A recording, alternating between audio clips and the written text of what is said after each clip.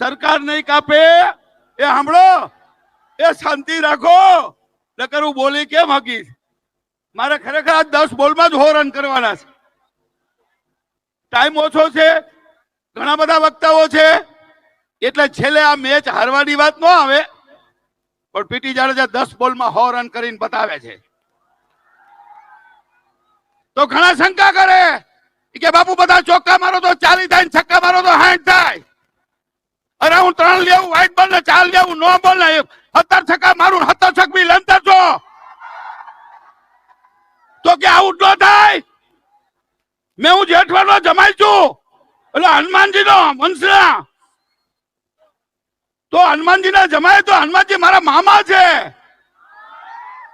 હનુમાનજી ને કહું કે અમ્પાયર ની આંગળી ઉપર બેસી જાય, ની આંગળી ઊંચી ન થાય, આઉટ ન થાવ. એટલે પીટી જાડેજાને આઉટ કરવા કોઈ સામાન્ય બાબત છે? તો કેતું નો આઉટ થઈ ગયો.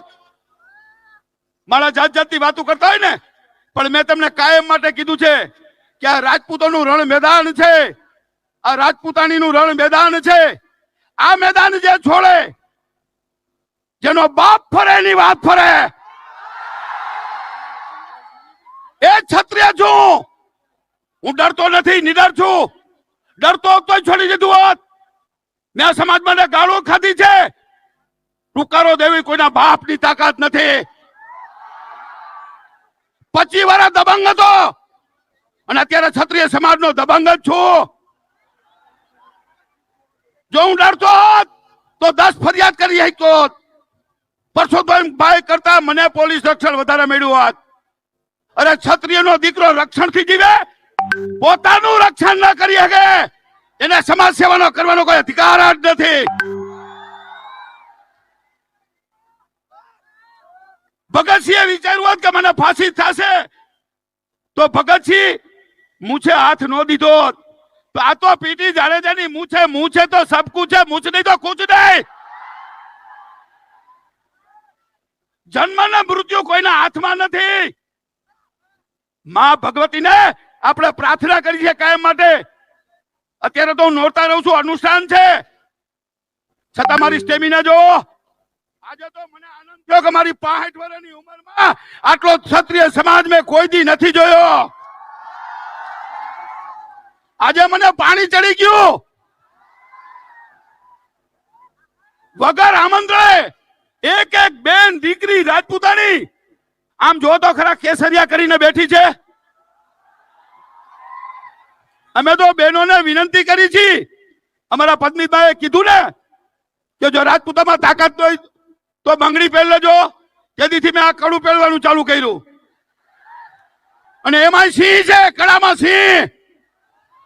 તો આ તો પ્રવીણસિંહ પીટી જાડેજા, ગામ હળમતિયા, અડધોળ ભાયાત, કણીબાનું દૂધ પીને મોટો થયો છું. કોઈના બાપ થી નો બીવ. એટલે તમે મુજાતા નહીં. આ રણ મેદાન પીટી જાડેજા કોઈ દી નહીં છોડે. એટલે તમને વારંવાર કહું છું, એક લાલ બાપુ જેવો સંત, જે વિશ્વામિત્ર પછી કોઈ આ ધરતી ઉપર સંત આવ્યા હોય તો લાલ બાપુ. એ લાલ બાપુને મને 3 વાર બોલાવ્યા. ત્યારે મેં બાપુને વિનંતી કરી કે તમે પરસોત્તમભાઈને આશીર્વાદ આપો કે એની પાછી ખેંચી લઈએ. સંતોની વાતો કરે, મહંતોની વાતો કરે. અરે બાપુ અમારી વાત ના સાંભળે. બાપુએ 3 વાર બોલાયો છે. ફરી કાલ તમને ખબર પડે કે પીટી જાડેજા બાપુ પાસે ગયા હતા. અરે આપણે તો છાતી ઠોકીને કહી શકીએ કે અમે તો બાપુ છીએ. આપું છું એટલે બાપુ છું. અમે લીધું નથી, અમે ભીખ નથી લીધી, અમે ભિખારી નથી, અમે માગી નહીં. અમારી અત્યાર સુધીની સહન શક્તિ તમે જો. આટલા અન્યાય થવા છતાં કઈ માગ્યું જ નથી. અને આજ પણ કઈ નથી માગ્યું કે અહીંયા તમે ટિકિટ આપો. આપણે તો વારંવાર કીધું છે, કોઈ પણ પાટીદારને ટિકિટ આપો, પાટીદારની બેનને ટિકિટ આપો. અમારી આ રાજપૂતાણી છે ને, એને ચૂંટાવી દે જંગી બહુમતીથી. તો જ્યારે ખરેખર તો હું આભાર માનું છું પરસોત્તમભાઈ નો કે આ 75 વર્ષની અંદર આટલી સંખ્યા. એક મારા મિત્ર હતા, પાટીદાર મિત્ર વિઠ્ઠલભાઈ રાદડિયા, એનો આ રેકોર્ડ તોડી નાખ્યો. અને એના પુત્ર જયેશભાઈ પણ મારા મિત્ર છે, મારા પાડોશી જ છે, મારા ભાગીદારો બધા પાટીદારો છે. ઘણા મને જાત જાતથી ડરાવે, આમાં આમ થશે, કેમ થશે, ફલાણું થાય, ઢીકડું થાય. અરે એ બધું મેં વિચાર્યું હોત તો મેદાનમાં હોત.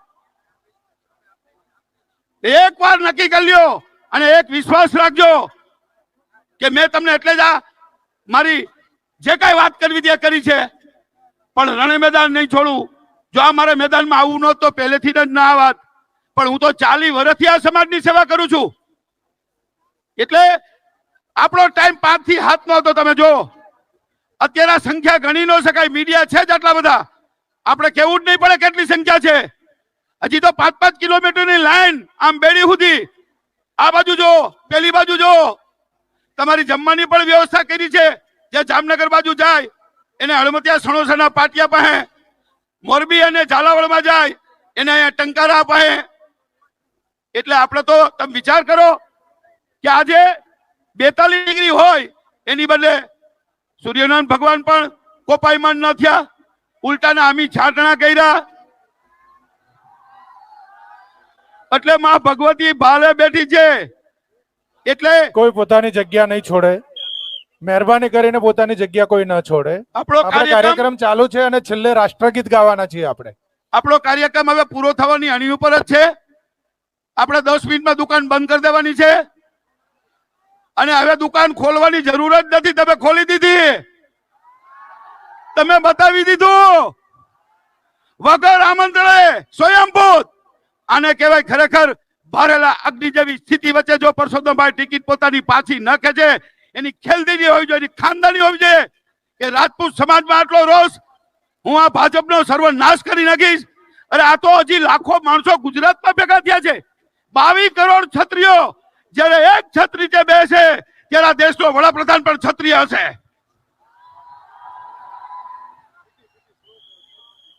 અને 75 લાખ રાજપૂતો તો અહીંયા છે.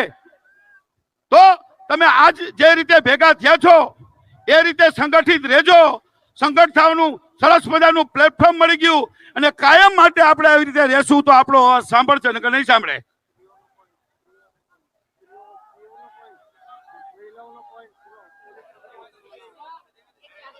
હા, એટલે આપણે જો શાંતિથી જવાનું છે, શાંતિથી આવ્યા છો. 4-4, 5-5 કલાકથી લાઈનમાં હજી ગાડીઓ ઉભી છે, અહીંયા પહોંચી નથી ગયા. એની માફી માંગુ છું. આવડા તો 4 મેદાન હોત તો ઓછા પડત.